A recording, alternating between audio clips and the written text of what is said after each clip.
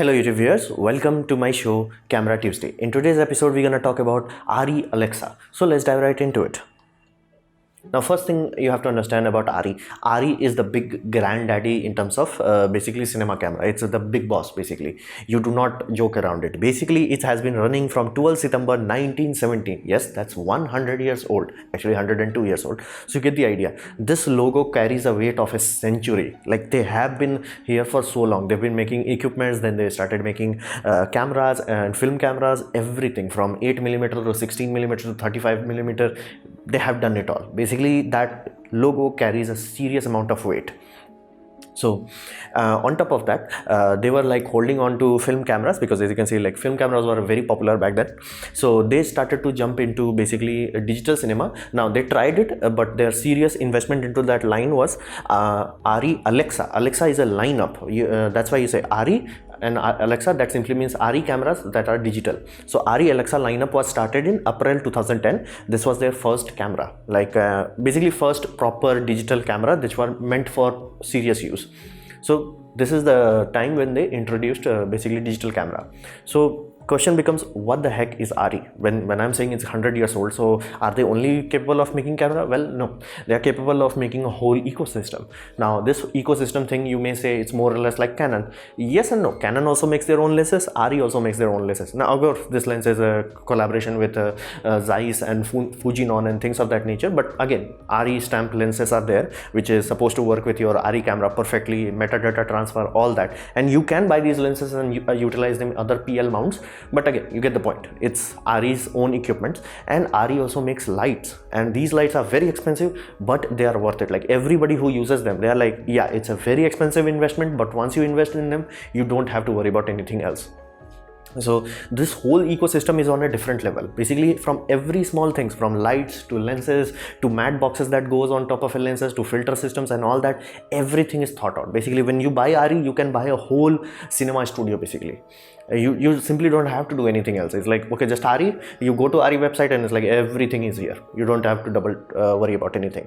So when it comes to the technology aspect, basically, again, they were a company that used to make physical hardware. The film camera is a physical hardware. How do they go into semiconductor? They started their partnership with the company known as On Semiconductor. Yes, that is their logo. I have no idea why that logo is so simplistic, but again, On Semiconductor is the company responsible for building the sensor. So Arri itself does not have a semiconductor division where they are like building the sensor. They design the sensor and specs and all that, and they give it to On Semiconductor. On Semiconductor does the actual hardware. So it's like how Nikon has Sony's image sensor. It's something like that. So On Semiconductor is the one responsible for everything silicon.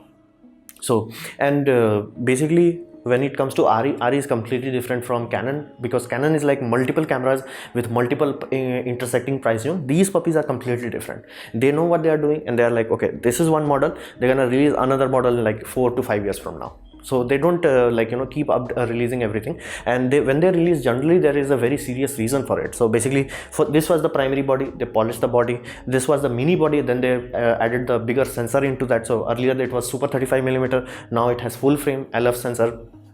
So these are the things, and they are even planning to upgrade it, things of that nature. So their camera releases are never intersecting. You will never have like, okay, should I buy this camera or that? You will always be like, okay, do I want the mini or max? That's it.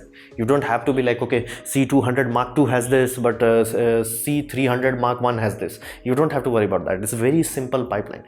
Check the sensor, check the body. Basically, each of the body has their own advantage. You want to put in things in a drone, you have to buy the mini one. You want to be like on set established shots, you want to have something like this, big, substantial. And they have their own memory system. However, you can utilize some third-party options also. So either you utilize codecs, or they use CFast card, or Sony's SXS cards. So okay, that's the ecosystem and all that. What is the output? Here's the deal. We don't discuss about the output quality of Arri cameras, because if you are getting bad output out of it, either you have messed up a setting, your lens is messed up, or the camera has faulty. So there is no discussion about this. Like Arri's camera's image output is on a different level. We don't talk about it. It's like just good. It's like we don't discuss this. To give you a context of that, they have been using same sensor for upwards of 8 years, and nobody complains about it. It's that good. So in terms of quality, there is no discussion. It's red cameras have like 90% quality, like where you almost every director and music directors and all that, they will be like red good. In this, everyone will be okay. Like if Arri cannot give it, they have to go to film. Like that's the whole point. Like if let's say James Cameron wants to do it, he will do it in Arri. If Wright brothers, I'm saying basically the brothers who built Avengers, they want to do it, they will go with Alexa. There is no discussion here. So if you are familiar with Avengers Endgame, basically the two movie Infinity War and Endgame was shot in IMAX camera. So IMAX camera simply means a larger format sensor. So 65mm format, almost twice the size of regular format. That is Alexa 65mm. That was used for Endgame. So one epic movie, you want cold, classic and all that, that was Revenant. You want artistic, you have Blade Runner. Basically this camera's film list, basically what it can do translates to everything. That's the whole point. Like everything, entire MCU, entire basically James Bond series, almost everything is shot on Alexa. Basically whenever you see people comparing to, like, you know, red is making wave and, like, you know, red is selling against whom? This is the company, because this is on a different level. Like you buy this, you done. Like nobody is gonna complain to you about resolution or anything like that. To give you a context of that, in basically Skyfall, the movie was shot in 2K and then stretched to 4K for video post-production, because these cameras outputs are so good. Like the bit depth on per pixel is damn high. Like if you have something like, let's say, a person's face close up to it, it has enough bit depth that if a software is like, okay, take this data and stretch it to 4K, it can do it amazingly well without giving you any artifact. On top of that, sensor is designed to remove the anti-aliasing and ghosting and all that. So there are some secret sauce, and on top of that, that is why Blackmagic you know, gives you raw output. That's why every cinematographer wants a raw. That's the whole point. If you have raw and 2K raw high quality, resolution becomes pointless at that point. And I'm talking projecting it into 100-inch screen. So you have to get this understand this very thoroughly. Resolution does not matter, because this itself is 6K. This is an IMAX used for Avengers Endgame. Like they will in future, they will upraise this to 8K and have like 8K Blu-ray release and all that, but it will still be, the source still would be 6K, and I'm not even sure that they edited it in 6K or not. So that's the whole point. Basically, when you are saying Arri cameras, you don't discuss about anything other than that. It's like, oh, is the big one or small one? Like if you are working about drones, or you want something tucked into a car or in a corner, you will be, that's the reason, that's the thing you discuss. You don't discuss about resolution or frame rates. So output, we simply don't talk about it. It's like on a different level. So are there any side effects? Yes, the thing that they are kind of a bit slow when it comes to tech things. So that was the red selling point. Red selling point was like they are always gonna give you high resolution. These puppies were limited to like 2K for a very long time. Now they are giving 4K, and even right now there are many cameras in market that are sold first hand. They're only 3.5K. So you have to understand, the resolution wise they are not very serious about it. It's like if Netflix says give me 4K stamp, these companies will simply not take it. It's like, oh, okay, remove our camera from your list. They are not like red camera is like, okay, 4K, okay, now 8K, okay, now HDR. Like this is the camera, you work for the camera.